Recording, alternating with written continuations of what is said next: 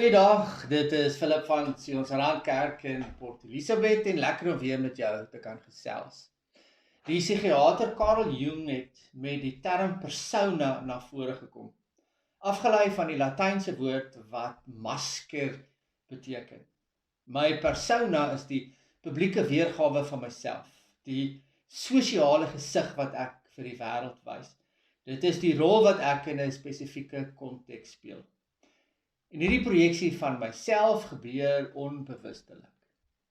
Die doel van my persona is om my ware self weg te steek. My ware aard, dit wat ek is wanneer niemand na my kykie, wanneer ek niemand wil beïndruk nie.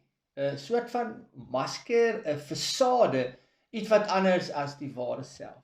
Daar is byvoorbeeld 'n ek by die werk en 'n ek by die kerk en 'n ek by die huis.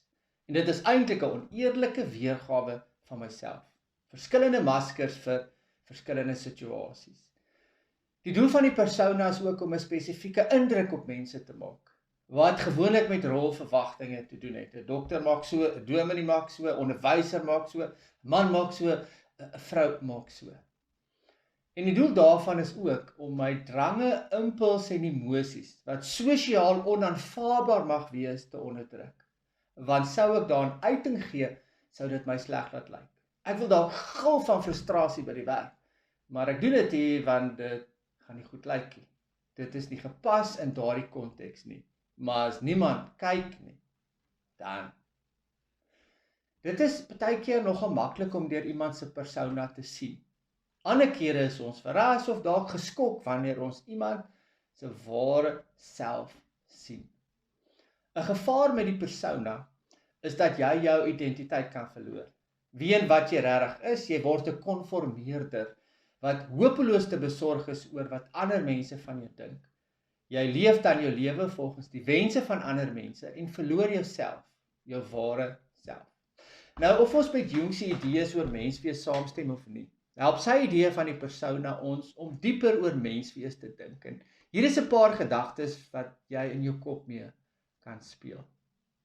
Elkeen van ons, of eerder die meeste van ons, wel eintlik elkeen van ons, het dinge wat ons wegsteek. Nie noodwendig slegte goed nie, ook iets soos 'n swak selfbeeld of dalk 'n vrees. Elkeen het 'n geheime lewe, waarvan niemand of ten minste nie baie mense weet nie. En ons verkies dit so. Dit is ook nie maklik om met myself absoluut eerlik oor myself te wees nie. Nie almal van ons is gemaklik met ons autentieke ware self nie. En ons is sensitief vir hoe mense op ons kan reageer wanneer hulle die ware ek sien. Gaan ek veroordeel word, gaan ek verwerp word. En daarom maak ons voor mense die masker so styf as moontlik vas. Hebreërs 4:16 in die Nuwe Lewende Vertaling staan: Kom ons gaan dan met volle vrymoedigheid na die troon van ons genadige God. Hy sal aan ons sy ontferming en genade bewys, sodat ons op die regte tyd gehelp sal word. Vrymoedigheid is openheid. Volle vrymoedigheid is volle openheid. Hierdie vers is 'n uitnodiging. Gaan met 'n openheid, maskerloos na die genadige God, wat genade bewys en wat hom ontferm en wat nie sal wegstoot nie. Die genadige God wat help. Wat my help om 'n nuwe mens te word. 1 Korintiërs 5:17. As iemand aan Christus behoort, dan het God daardie persoon 'n nuwe mens gemaak. Die persoon se ou lewe is verby, ja, hy het 'n nuwe lewe gekry. En dan word die gaping tussen my met die masker en my sonder die masker kleiner. Dan is die ek wat jy sien, die ek wie ek is, en dan is ek veilig, sê Spreuke 10:9.